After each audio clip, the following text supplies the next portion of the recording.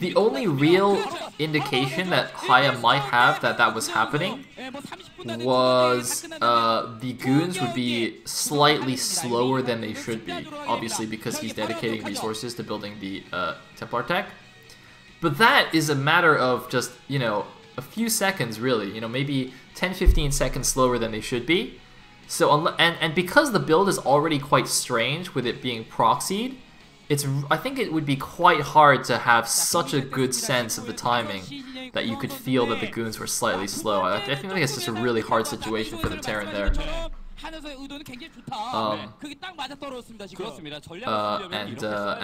I think if any low-level Protosses are watching this, we might see an influx of this build on the IC Cup ladder in the coming days, because that's quite cool. Or I shouldn't say cool, I should say it's quite dirty, but you know, it is what it is.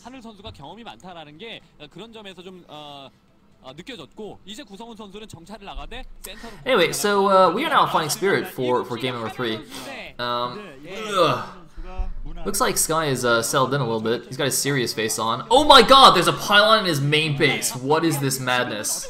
See, this is the real cheese for Sky. See, when Sky builds his first pylon in the middle of the map, that's his standard game. That's his macro game. This is his cheese. This is the kind of game where he doesn't know what he's doing anymore. Pylon in the main. Ugh. What madness is this?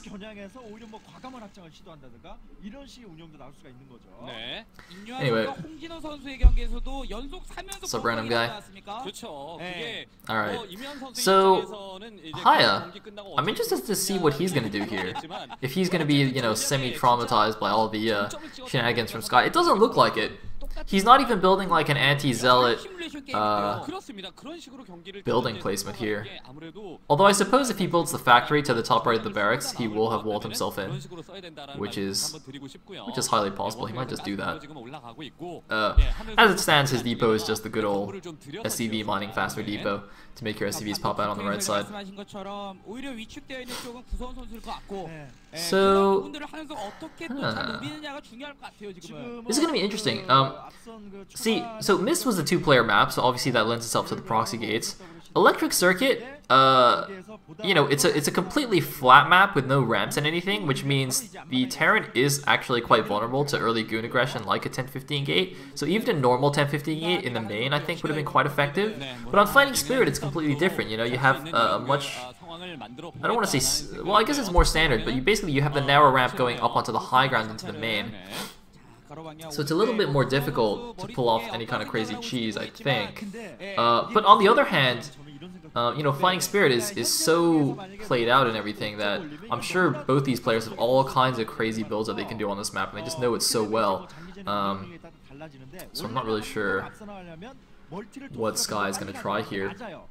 I do hope we see a long game for this third one. I want to see actually whether Sky would have any chance in a long game against Haya, because, you know, you'd think not. You'd think Haya is the much higher caliber player, but you never know. I mean, Sky did win the SSL 6 over Haya. In fact, he beat him in a best of 7. And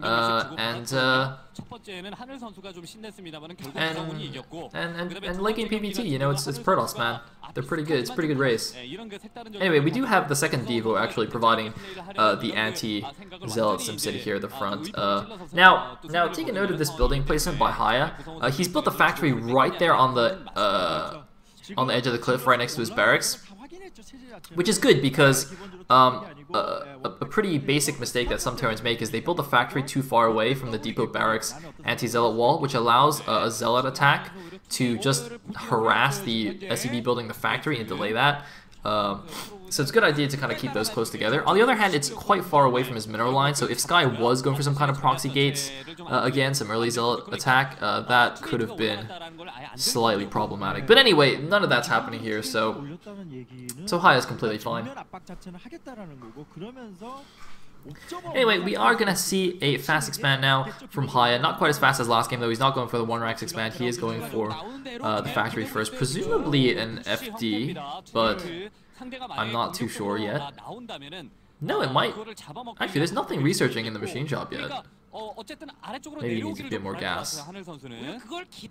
Anyway, Goon's going to walk in here, take a take a tank hit, doesn't really matter. 네. Shields will take care of that, and we do finally have something researching. The SCV's, oh no, the command center is already down, so they'll be back on gas. Yeah, still not really sure what High is doing. But we have a 2-gate expand into Citadel. Oh man, I am not sure about this. Anyway, this might actually be a siege expand from High actually, because he's now got 2 tanks. Yeah, I'm pretty sure this is a siege expand, which is weird. Siege expand, not something you see very often nowadays, especially at the high level of TVP. I think it's just generally not quite as optimal as an FD. It's certainly less flexible. But, I mean, I guess if High is comfortable just playing defensively for now, then that's absolutely fine. But what the hell is Sky thinking here? I mean, 2-gate expand into DT? I guess he's just gonna make like 2 to 4 DTs, use them for a bit of map control to, you know, maybe try and poke in here if he can, but, you know, if it doesn't work, that's okay. Just use them to keep the Terran Pims back, and then go for a 2-base Arbiter. I mean, I guess that's his plan, but delaying obs like this seems really... It's okay if you have good goon control and positioning, but you can get into weird spots, especially if you like a DT drop, sorry, not DT dropped, a Vulture dropped, which is what High did in game number 1. So I would be a little bit careful about this. However, since Haya has actually gone for a siege expand, this is actually going to work out quite nicely for Sky, because as you can see, he's not even going to have that many Vultures with mines anytime soon here. So the lack of observers is really not going to hurt Sky in that regard. Of course, it still hurts in that he won't be able to scout the Terran base at all. He's not going to know what's going on. But I guess given his opening, it doesn't actually matter too much. There wouldn't be any significant deviation in the build anyway. He's going to be rushing for a 2-base Arbiter regardless of what the Terran's doing, pretty much. So that also doesn't really matter. Awesome. Anyway, we did see the Stargate going up, so he is going for those Arbiters, but going to get a couple of DTs first. This is quite a gas-heavy build. I think his Robo is going to be delayed very heavily. I don't think he's even started it yet. He just simply cannot afford, with just 2 gases, to get the Templar tech, the DTs, and the Stargate and the Arbiters. You know, you just have to sacrifice the Robo here. I hope he has got good enough Dragoon awareness to make sure Vultures with mines don't just kill him outright. Anyway, looks like Haya might be expecting some kind of drop in the main, so you can see he's, we're not necessarily expecting him, but just keeping his units back in case. You know, given the strong defensive position that he has at his natural, he doesn't need to just have everything at his natural, you know. With a couple of siege tanks on the cliff, it's pretty hard for Protoss to actually break this, so keeping 3 of those tanks on siege and walking around in his main with his Marines is a pretty good idea. In the meantime, Sky's actually made 4 DTs, and you can see he's just kind of strategically positioning them, so notice that he's keeping them a little bit spread apart. That's to make sure that a single ComSat doesn't just detect all of them at once. Because that's a pretty foolish way to lose your DT. So you can see, look at this. So what he's doing here, so the DTs he knows cannot attack, but the only way for Haya to move out is with mobile detection. It's with scans, because science vessels are still years away, right? He's not going to have them anytime soon. His only mobile detection is scans. So Sky wants to maximize the number of scans wasted on the DTs, so when the Arbiter gets out, you know, basically there's no more mobile detection, and Haya has absolutely nothing he can do about this. Now, Haya's gone for a fast third, which is very common, very popular on Fighting Spirit, but I have no idea how he's going to move out and take that with just 2 ComSats and 4 DTs on the map and Arbiters coming up. We can see some Vultures coming out, seeing that Sky is getting his third. I think the Vultures got close enough to see there was no Nexus yet, which might make him a little bit wary that there's some 2-base shenanigans going on. I actually don't know if he's scanned Sky's base yet. I think he's got... no, he hasn't. The ComSats are just now building. Okay, but he knows the DTs are out, so I'm pretty sure he knows it's 2-base Arbiter. 2-base Arbiter, also pretty popular PvT opening nowadays. I don't know if I should say opening, actually. I guess like mid-game strategy. Anyway, Arbiter's on the way. There's quite a few gateways as well. Slightly weird structure. Oh no, never mind. That was a pylon, not a gateway. I thought that one on the right was also a gateway. Okay, 6 gateways. That's fine. Anyway, there's the move out. So there was one scan, taking out that DT. Wait, did that scan see the second DT, or did he use a second scan there? I'm actually not sure. But we have another DT coming in here. Now, Hai's got to be a little bit careful. You can see he's laid a few mines at the front. Does not want a big mine drag to go off on his units. Oh, look at... Oh, no, he's got another scan. Okay. So that DT's taken care of. There's one more here. But Hai is not actually going to move across this bridge very far. He really just wants to claim the bridge and then go down and secure the 6 o'clock. So that is going to be quite nice. Anyway, the first Arbiter is out now. Going to be a little while before it has any of its spells. But the spells are actually not necessarily the biggest factor here. I think the cloaking actually might be more significant, although if he just gets one big stasis, see those tanks are a little bit clumped up here. One big stasis could certainly get 3, if not all 4 of those tanks, and then Sky can easily just bust up this ramp and take down the third base. He's gonna have to do something because his third base is actually slower than the Terrans, which is really not ideal. In the long term, Protosses want to be about a base ahead of the Terran to be considered even. In this case, of course, when you open with a very high-tech opening like the 2-base Arbiter Rush, having a delayed third is a bit more, well, is okay. But that's in exchange for, you know, getting the Arbiters out fast and doing some damage with them. By the way, I still don't see any observers. I don't see a Robo yet. Does anybody see a Robo? Uh-oh. Come back! Is this my stream or? Okay. Alright, looks like we're good. Yeah, so, wow, now I completely lost my train of thought. So I'll just talk about these vultures that are making sure there's no hidden expansions at the top left area of the map.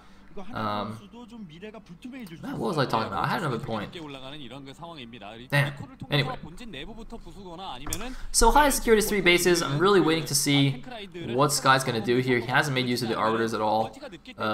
You know, when the Terran does go for a fast third base and you go for 2-base Arbiter, getting fast recall and doing a big recall on the main can be super duper nice. Notice that those 2 armories were at Hai's natural. That's sort of an anti-recall defensive position there. You know, a lot of Terran players in the beginning will just throw their armories in the main because that's where they place all their tech structures, but that's actually not a good idea because when you get recalled in the main, the Arbiters, the armories are one of the first structures that will get targeted down. So actually having them in the natural, which is a lot less likely to get recalled, is in fact a much safer place to have them. Anyway, here's the recall going in here. There's a few Goliaths going to intercept. I don't know if they'll get it. They don't have the range yet. He's trying to get it down. Is he going to get the Arbiter? He does get the Arbiter with a scan. Very, very nice by Hai. Slightly unlucky for Sky that the Goliaths were just barely in position there, but really, really well defended.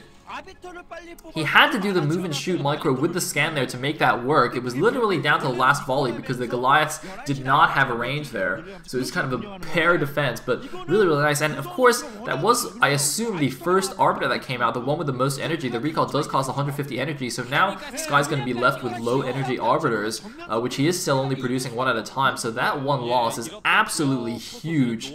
I cannot emphasize enough how big that was that got stopped. Now Sky is actually in a really weird spot because his fast Arbiter tech has not panned out at all, and he doesn't seem to be able, or he's not committing to taking a 4th base. He's just sending a few units over now to the top left, but he really, really needs at least 1 extra base. He might even double expand now. Oh no! No! The probe was killed by the splash damage of a mine triggering on that goose, and that 4th base is going to be delayed even more here. Man, quite a big blunder there by Sky, actually. Meanwhile, drops are coming back. I don't know if there was a drop in Sky's natural or something, but yeah, this is looking a little bit dangerous. Now the thing is, you know, you might look at the game and say, well, there hasn't even been any significant attack or anything. You know, Sky is still, you know, he's getting his 4th base. He's still got his army, you know, most of his army intact, which is all very true. But the problem is that this is still kind of the build-up stage for Terran. See, you know, in the next I don't know, 5 minutes or so, I'm just picking a random number here, but at some point there's going to be a big timing. You know, upgrades are going to finish. Hai is going to hit like 180 supply or something. There's going to be a big move out, and that's when we're going to see will Sky be able to hold that off. You can see he's trying to double expand now. Oh my god, recall, but there's a lot of mines here. Recall! Oh no! No, everything is dead. Only 4 units survive from the entire recall. That was absolutely huge. Not even that many SCVs got caught in the crossfire. That was a horrible recall for Sky. He wanted to make something happen. He needed to make something happen, but Haya was just knew it was coming. He had the mind trap there. Oh my god. Sky is not in a happy place right now. That is going to be so painful. I mean, how is he going to hold off this attack? There's a big on siege. Here we go. Haya's going to move out now after killing the recall. This is the perfect timing. The top left two bases will not be saturated yet. They will not be really providing the extra infrastructure, supporting the extra infrastructure yet for Sky. So he's just lost a whole bunch of units. He's trying to get his infrastructure going, but it's not ready yet. And now he's got to face off against this big Terran army, and he's already lost 2 high energy arbiters. I mean, look at this. He's got 1 arbiter and like so few units. I don't know how the hell he's gonna hold this off. And did it just get EMP'd? It did just get EMP'd. So now he's got 0 arbiter spells, and he's getting dropped in the top left. Haya is just dominating this game.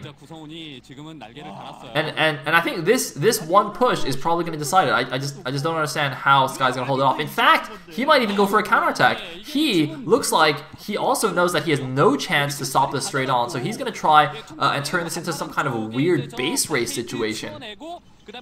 Anyway, there's the drop at the top left. Just a couple of siege tanks, but that's going to be enough for the time being because Sky can't commit any units over there. And Sky looks like he's actually split off a couple of units to go to the top left while the rest of his forces go for the counterattack. He's just going to completely sacrifice his natural and his main base. Notice, by the way, that Haya is also splitting up his forces a little bit. That's one thing you have to be wary of in these base trade situations. You know, if you don't get your opponent fast enough, you can also be in a slightly problematic situation. Man, but this counterattack is making good headway, but you can see Haya actually split off a couple of units to go deal with the 9 o'clock base as well. So he's still putting a lot of pressure on everyone. And actually, it looks like after killing the natural and doing some damage over there at the 9 o'clock, Haya's going to just try and pull back and kill off the army. And I think that might actually be the better situation here. You know, he's saying, I don't want this to be a weird base trade situation. I'm winning with the army by a lot. So if he just kills off all these goons, then he can just turn around, right back around, go for the attack, and just win the game comfortably. And in fact, it looks like he probably didn't even need to pull his units back. The reinforcements basically killed it all. 9 o'clock base is gone. Natural's gone. This is basically over now. It's 3 base against 2. Sky's main's probably getting mined out as well. So you can see Sky knows that he's done here. At least he's got the top left natural, but he's got effectively no standing army left. I think maybe just a couple of units. So yeah, Haya now going for the big attack. No chance of a counterattack anymore, and that's gonna be it. Just one control group is not gonna cut it against that big Terran mech army. Actually, I haven't even paid attention to what the upgrades are. Looks like 1-0 for Protoss against 2-1 for the Terran. Yeah. See, that's what I was talking about with the timing earlier. Wait for that 2-1 to finish. Go for it.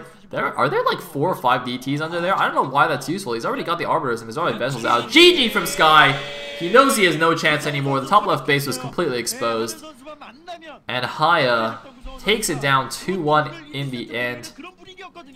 It was quite an amusing series, though, from Sky at least. He did take down a game from the Fisher King, but Haya proving his dominance. Now, of course, this is a double elimination MST style group, which means that Sky's not out yet. He just drops down to the losers match. Haya does go on to the winners match. And it's all best of ones, actually. Well, the next match, of course, is going to be best of 3 still. It's going to be a TVT between Piano and Midas. But then the winners, losers, and final match are all best of 1s. So it gets a little bit more volatile, a little bit more tricky. Anyway, I guess we're going to go to like an ad break or something. I don't know. Sonic's going to do an ad break. I'm just going to chill. And have a drink.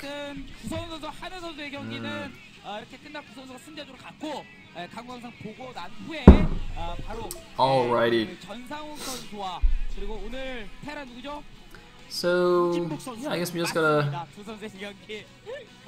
out a bit. I guess I can go here. Hi. Yeah. So gonna let the new players set up. I guess go to ad break. Hey. For anyone who's unaware, the SSL 9 is in fact sponsored by HumanWorks and their fixed line of gaming peripherals, I guess. I think that's what it is. So yeah, that's why it's called the Fix Star League. It's a slightly unfortunate name, but man, I don't know, for some reason, like, So many of the Korean Brood War acronyms and names and things are just slightly unfortunate in English, you know? Like how streamers on Afrika are known as broadcast jockeys, aka BJs, and so you get like BJ Star Leagues. It's like, you know, a little bit unfortunate in English, but hey, it's all good fun.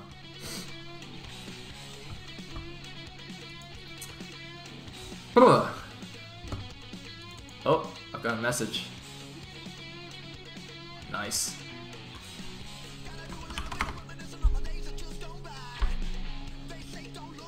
I'll let you guys watch some of this while I take a break, take a breather. Haven't